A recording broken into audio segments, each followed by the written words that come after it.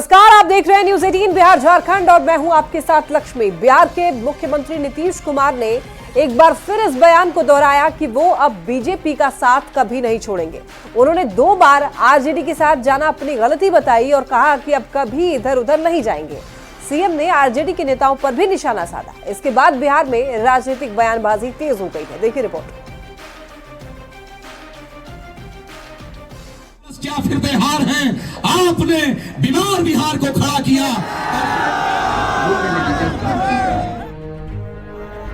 आरा के तरारी उपचुनाव में प्रचार के दौरान बिहार के मुख्यमंत्री नीतीश कुमार ने बीजेपी के साथ अटूट गठबंधन को फिर से दोहराया।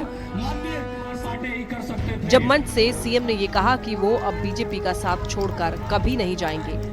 ये सुनते ही जनता ने तालियों की गड़गड़ाहट के साथ सीएम के इस वादे का स्वागत किया। आप समझ लीजिए तो इधर उधर गड़बड़ हो गया। आप कोई गड़बड़ नहीं, आपको 2025 के विधानसभा चुनाव में भले ही अभी 1 साल का वक्त बाकी है, लेकिन बिहार के मुख्यमंत्री नीतीश कुमार ने एक बार फिर ये साफ कर दिया है कि वो अब बीजेपी के साथ ही रहेंगे, एनडीए छोड़कर कहीं नहीं जाएंगे। गलती हुई 2 बार, आप समझ लीजिए उस तरह के लोगों के साथ में जब हम देखे 1.5 महीना में कि बहुत फालतू काम करता, अलग हुए, आप फिर गए थे, फिर अलग। हम कभी नहीं होंगे। हमारे पत्रकार यहीं पर है, याद रखिएगा पक्का पक्का, हम कभी साथ नहीं जाएंगे। माननीय मुख्यमंत्री जिंदाबाद। सीएम नीतीश बार बार ये कह रहे हैं कि बीजेपी के साथ जेडीयू का नैसर्गिक गठबंधन है, जबकि आरजेडी के साथ अनुभव ठीक नहीं रहा। 2 बार आरजेडी के साथ जाकर उन्होंने गलती की। नीतीश के आरोप पर आरजेडी सांसद मीसा भारती बौखला उठी। उन्होंने जेडीयू और बीजेपी के रिश्ते में अविश्वास को लेकर सवाल खड़े करते हुए पूछा कि एक ही बात मुख्यमंत्री नीतीश कुमार को बार बार क्यों दोहरानी पड़ रही है।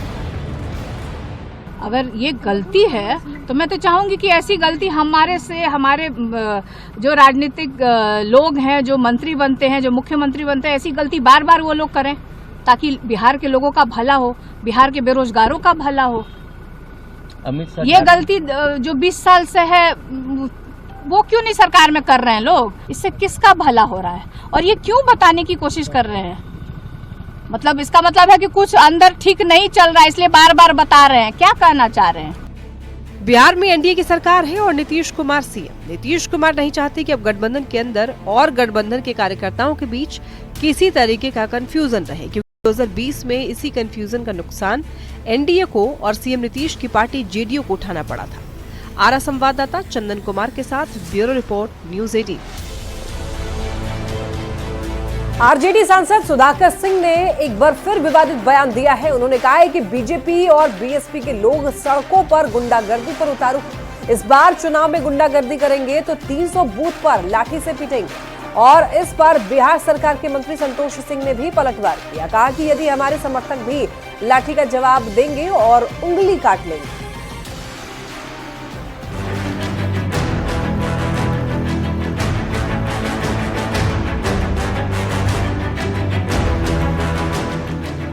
बटेंगे तो कटेंगे, जुड़ेंगे तो जीतेंगे।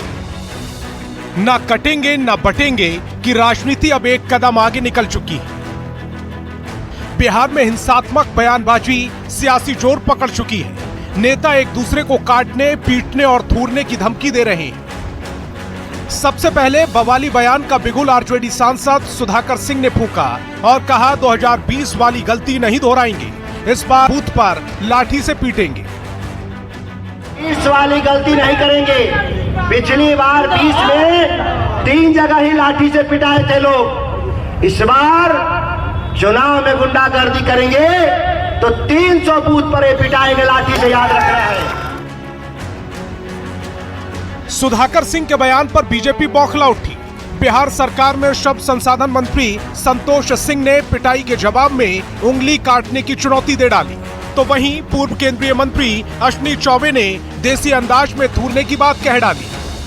चुनौती है उसको, किसी रामगढ़ के जनता पे या किसी कार्यकर्ता पे अंगुली उठाएगा तो अंगुली भी हम लोग काट लेंगे। इस बार वो जंगल राज वाला गुंडई और लाठी डंडे वाला सरकार चलने वाली नहीं है। इसको जनता थूरने का काम करेगी।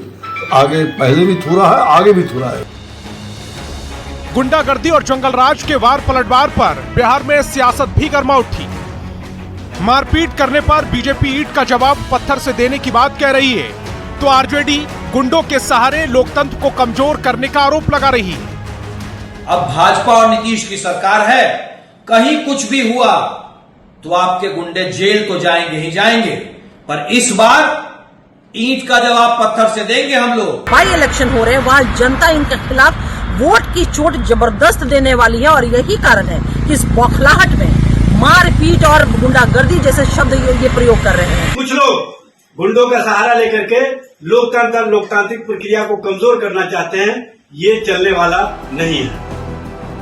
खुलेआम एक दूसरे को धमकी देकर किसे सियासी फायदा पहुंचेगा, ये देखने वाली बात होगी। पर बड़ा सवाल ये कि क्या बिहार की जनता हिंसात्मक बयानबाजी की सियासत को पसंद करेगी, ये आने वाला वक्त ही बताएगा। पटना संवाददाता अमित कुमार और आनंद अमृतराज के साथ ब्यूरो रिपोर्ट, न्यूज़ 18।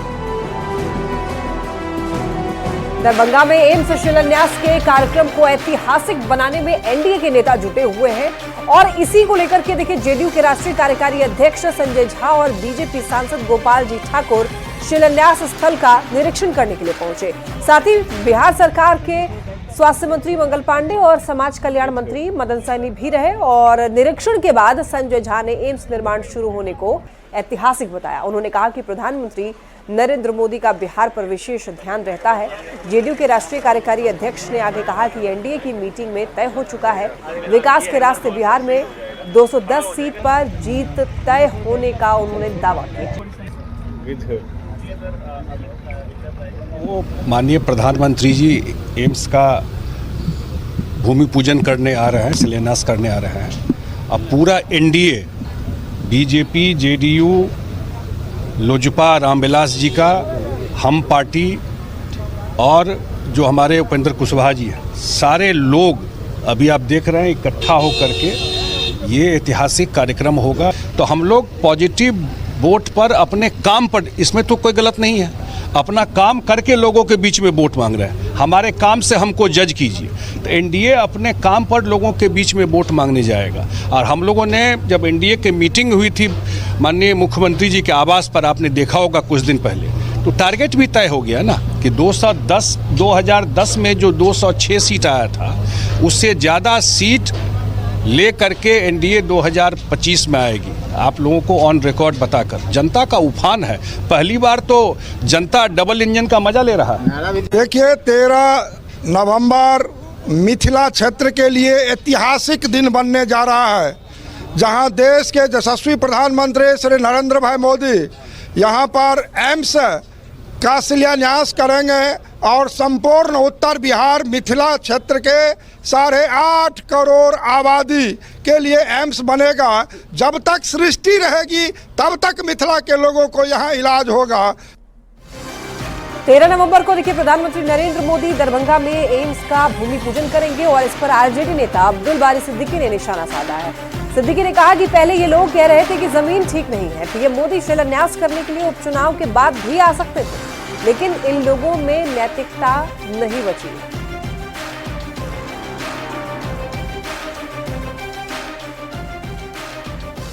पहले तो कह रहे थे कि वो जगह उचित जगह नहीं है। हम लोगों ने आंदोलन किया, धरना दिया, प्रदर्शन किया, इतने दिन से सोए हुए थे। या मान लीजिए कि उपचुनाव के बाद भी आ सकते थे, मगर अब जो लोग नैतिकता ही छोड़ दे। जम्मू कश्मीर में विधानसभा में आपको बता दें कि धारा 370 की बहाली को लेकर के शुक्रवार को प्रस्ताव पारित हो गया और इसको लेकर के जमकर सियासत भी हो रही है। पूर्व केंद्रीय मंत्री आर.के. सिंह ने कहा कि इंडिया अलायंस का चेहरा बेनकाब हो गया। संसद में जब 370 हटाने के लिए वोट हो रहा था उस वक्त बेनकाब नहीं हुए, लेकिन अब जनता ने देख लिया कि ये लोग क्या चाहते थे। कि जमी के जिस और हम सबों के बड़े भाई चिराग पासवान जी से अनुरोध करूंगा और अपनी बेनकाब हो गया है ना। 370 का जबकि पार्लियामेंट में वोट हो रहा था 370 हटाने के लिए, तो बेनकाब नहीं हो इसलिए सबके साथ वोट किया। अब जनता देख ली कि ये लोग क्या चाहते थे। पूरा भारतवर्ष, भारत का एक एक नागरिक के मन में ये था कि 370 कब जाएगा, 370 हटे। ये लोग क्या हैं, ये अब भारत की जनता देख ले। नेता प्रतिपक्ष तेजस्वी यादव आज 35 साल के हो गए हैं और इस अवसर पर देखिए आरजेडी के प्रदेश कार्यालय में केक काट करके तेजस्वी यादव का जन्मदिन मनाया गया। तो इस दौरान आरजेडी के प्रदेश अध्यक्ष जगदानंद सिंह, अब्दुल बारी सिद्दीकी, मुख्य प्रवक्ता शक्ति सिंह और शक्ति सिंह यादव समेत पार्टी के तमाम पदाधिकारी मौजूद रहे। और देखिए प्रदेश अध्यक्ष जगदानंद सिंह ने यह कहा कि तेजस्वी यादव केवल अपने पार्टी कार्यकर्ता के लिए नहीं बल्कि बिहार के 13 करोड़ जनता के लिए आशा का किरण है। तेजस्वी जी अपने केवल पार्टी और कार्यकर्ताओं के ही नहीं, बिहार की 13 करोड़ जनता के आशा के केंद्र हैं। और ऐसे नौजवान नेतृत्व को एक लंबी उम्र की कामना पूरा बिहार हम सब लोग कर रहे हैं। मोतिहारी में फिर एक बार पुलिस पर हमला हुआ है और डुमरिया घाट थाने के रामपुरवा गांव इलाके में ड्राइवर और पिकअप को छुड़ाने गई पुलिस टीम पर स्थानीय लोगों ने हमला कर दिया। बता दें कि पिकअप वैन से टक्कर लगने से 3 लोग घायल हो गए थे, जिससे नाराज गांव वालों ने ड्राइवर को पिकअप के साथ बंधक बना लिया और जब पुलिस ड्राइवर को छुड़ाने के लिए पहुंची तो उस पर गांव वालों ने हमला कर दिया। देखिए आप देख रहे हैं 2 तस्वीरें टीवी स्क्रीन पर। पहली तस्वीर 1 नंबर की है, देखिए 1 नवंबर की है और आपको बता दें कि 1 नवंबर को मोतिहारी के पहाड़पुर के पूर्वी सरैया में पुलिस की पिटाई की गई थी, लेकिन उस वक्त पुलिस को हवाई फायरिंग करने का आदेश नहीं था, जिसके बाद लोगों ने दारोगा को बांस और बेलचा से पीटा। लेकिन इस बार पुलिस ने जवाबी कार्रवाई की, भीड़ के सामने हवाई फायरिंग की। और देखिए भागलपुर में दर्दनाक हादसा हुआ है। जगदीशपुर थाना क्षेत्र के मेदिनी नगर में शौचालय की टंकी साफ करने के दौरान पति और पत्नी सहित 3 लोगों की मौत हो गई। और देखिए बताया ये जा रहा है कि शौचालय की टंकी साफ करने के दौरान लोहे का औजार गिर गया था। उसे निकालने के लिए पुनीत यादव टंकी में घुसे और काफी देर के बाद जब पुनीत यादव बाहर नहीं आए तो पत्नी भी टंकी के अंदर चली गई। जब वो भी बाहर नहीं आई तो उनके रिश्तेदार दिनेश यादव भी सेप्टिक टैंक में गए, जहां पर तीनों लोगों की दम घुटने से मौत हो गई और एक साथ 3 लोगों की मौत से परिवार में कोहराम मचा हुआ है। वहाँ पे गैया जोर देता है, फिर मौसा इसने घिसा गिर गया था। हम आए, फिर दौड़ के, फिर पापा आया दौड़ के, ऐसे घुसे, फिर बोला कि मेरा पापा को सबने बोल दिया कि घुसने पूछनाते बच्चे जैसे घुसा उससे मेरा पापा मर गया। अरे घटना तो हमको फोन किया कोई लड़का यहाँ से कि लाइन लग गया। पहले तो हम लाइन कटवाए, शटडाउन करवाए कि भाई लाइन से घटना हुआ होगा तो पहले लाइन कटवाए। उसके बाद यहाँ घटना स्थल पर आए तो वही पानी टंकी का जो सोखता का ढक्कन जो है ना हटाया था, उसी को ठीक करने के क्रम में वो लोग जो अंदर गया, हमको लगता है ऑक्सीजन का कमी होगा अंदर में, इसी के कारण उसका मतलब मृत्यु हो गया। छठ महापर्व शांतिपूर्ण तरीके से संपन्न हो गया, लेकिन छठ पर्व के बाद अपराध की घटनाओं का ग्राफ तेजी से बढ़ गया। आपको देखिए टीवी स्क्रीन पर कुछ तस्वीरें दिखा रहे हैं, अपराधियों ने किस तरीके से तांडव मचाया है। देखिए पुलिस पर फिर से हमला हुआ है। मोतिहारी की तस्वीर आपको दिखा रहे हैं, दूसरी देखिए तस्वीर सासाराम की है, मुजफ्फरपुर की है। तो ये जो तस्वीर आप देख रहे हैं, एक में देखिए बेटा बना बाप का कातिल, सासाराम की तस्वीर। इधर देखिए मुजफ्फरपुर की तस्वीर आपको दिखा रहे हैं, जहाँ पर पोल्ट्री फार्म संचालक की हत्या कर दी गई। और एक औरंगाबाद की भी तस्वीर आपको दिखा रहे हैं, जहाँ पर युवती की गला दबा करके हत्या की गई। तो ये जो तस्वीर आप देख रहे हैं, ये अलग अलग जगहों की है और ये दिखा रहा है कि अपराध का जो ग्राफ है वो किस कदर बढ़ गया। अब खबर मुजफ्फरपुर से, जहां पर पारू थाना क्षेत्र के मोहजमा गांव में डबल मर्डर से हड़कंप मच गया। अपराधियों ने 2 युवक की गोली मारकर हत्या कर दी है और दोनों युवक की लाश को खेत में फेंक दिया गया, जिससे पूरे इलाके में सनसनी है। बता दें आपको, मृतक की पहचान मोहजमा गांव के सूरज दास और राजू दास के रूप में हुई और दोनों युवक रिश्ते में चाचा और भतीजा लगते हैं। तो वहीं मौके से 2 खोखे भी बरामद हुए। हालांकि मौके पर पहुंची पुलिस टीम मामले की छानबीन में जुटी है।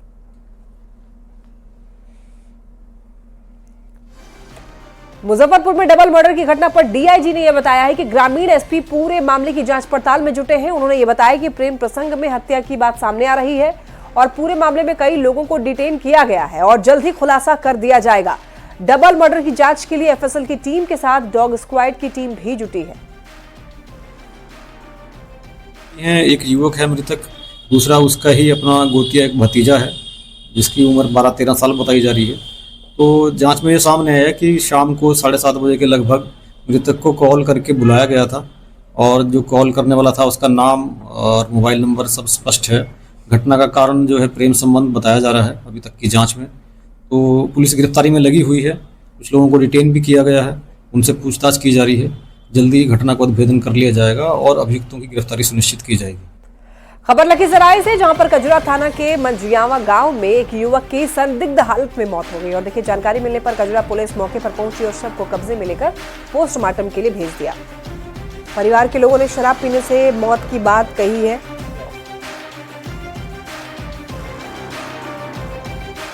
पिए सर, दारू पीने के बाद ये है सर, और झगड़ा झाटी भी किया था सर। दारू पीने के बाद उनका घर में मौत हो गया सर।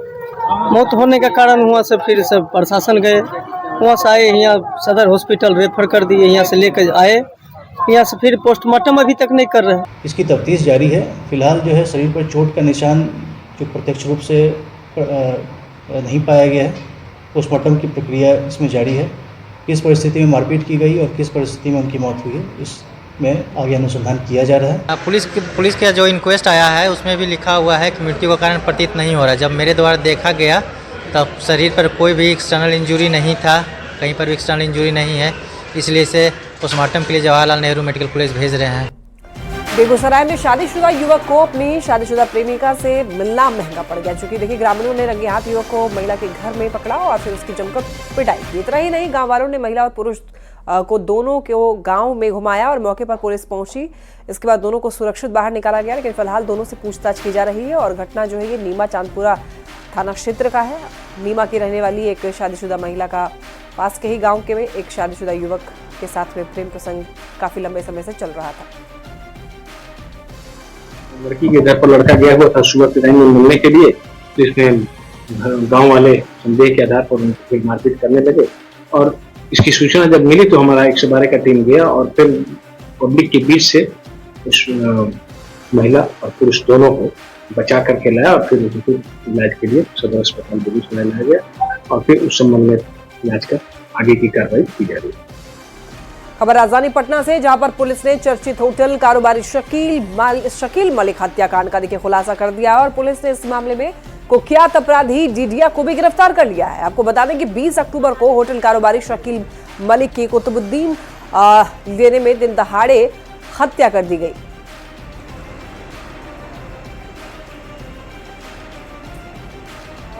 शकील अहमद मलिक जो है उनके द्वारा हाल फिलहाल में एक ज़मीन, एक घर खरीदा गया था जिसको तोड़कर वो वहाँ पर नया घर निर्माण करने वाले थे। उसी ज़मीन के लिए जो है डिलिया भी उसको खरीदना चाहता था और उसी के लिए जो है बार बार उसके द्वारा जो है धमकी दी जा रही थी। तो आज इसको गिरफ्तार किया गया है। अन्य बिंदु भी हैं जिस पर हम लोग अनुसंधान कर रहे हैं और जो शेष 2 अभियुक्त हैं जो उस दिन घटनास्थल पर मौजूद थे जिनके द्वारा गोली चलाई गई है, उनके विरुद्ध भी हम लोग छापेमारी कर रहे हैं और जल्द उन लोगों को भी गिरफ्तार कर लिया जाए।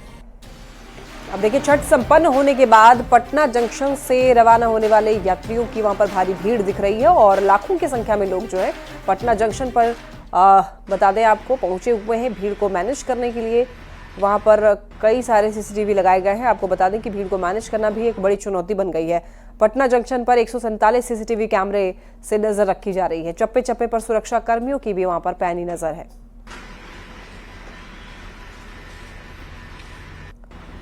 शेखपुरा में छठ पूजा के बाद श्रद्धालु अब अपने काम पर लौटने लगे हैं। रेलवे स्टेशन पर यात्रियों की काफी भीड़ है और यात्रियों का कहना है कि भीड़ तो काफी है, सबको अपने काम पर लौटना है तो जाना तो पड़ेगा ही।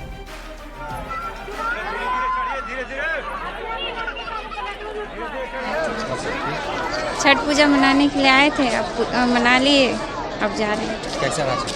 अच्छा रहा। पूरा धूमधाम से? हाँ, पूरा धूमधाम से। कहाँ रहते हैं इसे? मुंबई। उसी के लिए अपना? जी, उसी के लिए छठ को ले आया था। कैसा गया छठ पूजा? बढ़िया एकदम बढ़िया गया। कैसा रहता है? एकदम अच्छा रहा। जो हिंदू था कैसा इसको कर दिया? बढ़िया एकदम, मतलब वो छठ पूजा एक आस्था का पर्व है, बहुत बढ़िया रहा एकदम, बहुत मजा एंजॉय किया हम लोग। बिहार राज्य खेल अकादमी राजगीर में देखिए 11 नवंबर से महिला हॉकी का रोमांच दिखेगा। टूर्नामेंट में भाग लेने के लिए पहुंची महिला हॉकी खिलाड़ियों ने प्रैक्टिस सेशन में जमकर के पसीना बहाया है और आज जापान की महिला हॉकी खिलाड़ियों ने प्रैक्टिस के दौरान अपनी ताकत को परखा। बता दें आपको, राजगीर में पहली बार 11 नवंबर से 20 नवंबर तक महिला एशियन हॉकी चैंपियनशिप होने जा रहा है, जिसमें भारत सहित 6 देश की टीम शामिल है।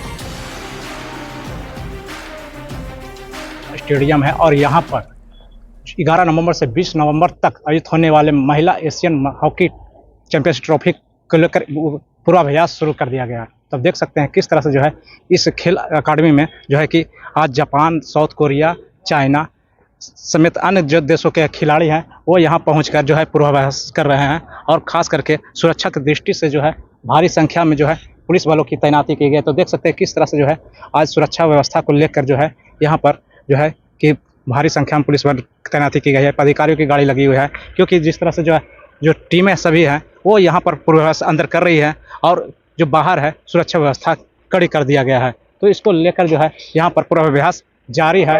फिलहाल जिस तरह से जो है यहाँ 11 नवंबर से जो खेल होना है उसके पहले पूर्वाभ्यास जो है खिलाड़ियों के द्वारा किया जा रहा है। कड़ी मशक्कत की जा रही है, क्योंकि 11 से जब खेल होगी तो लोग सभी देश के खिलाड़ी जो हैं जापान, साउथ कोरिया, चीन, मलेशिया, थाईलैंड, भारत सभी देशों के खिलाड़ी जो है अपनी दमखम दिखाने को लेकर तैयार हैं। नालंदा से न्यूज 8 के लिए अभिषेक कुमार। बिहार खेल विश्वविद्यालय राजगीर के पहले कुलपति रिटायर्ड आईएएस अधिकारी शिशिर सिंह को बनाया गया है और शिशिर सिंह 1982 बैच के भारतीय प्रशासनिक सेवा के पूर्व अधिकारी हैं। खेल विश्वविद्यालय के कुलपति बनाए जाने पर शिशिर सिंह ने सीएम नीतीश कुमार को धन्यवाद दिया और कहा कि बिहार में खेल की पूरी संभावना है। सरकार खिलाड़ियों को संसाधन उपलब्ध करा रही है और वो पूरी कोशिश करेंगे कि सरकार की उम्मीदों पर खरे उतरे। श्री महोदय का आभार प्रकट करूंगा कि उन्होंने मुझे इस अहम रिस्पॉन्सिबिलिटी देने के लिए मुझे सक्षम समझा और मैं अपनी ओर से भी हर प्रयास करूंगा कि जो भी उनकी मंशा है, जो स्पोर्ट्स बिहार स्पोर्ट्स को नेशनल और इंटरनेशनल लेवल पे लाने का, बिहार के खिलाड़ियों को प्रोत्साहित करने का, मैं उसके लिए भरसक प्रयास करूंगा और मैं खरा उतरूंगा। और इसी के साथ बुलेटिन में इतना ही। तमाम खबरों के लिए आप देखते रहिए न्यूज़ 18।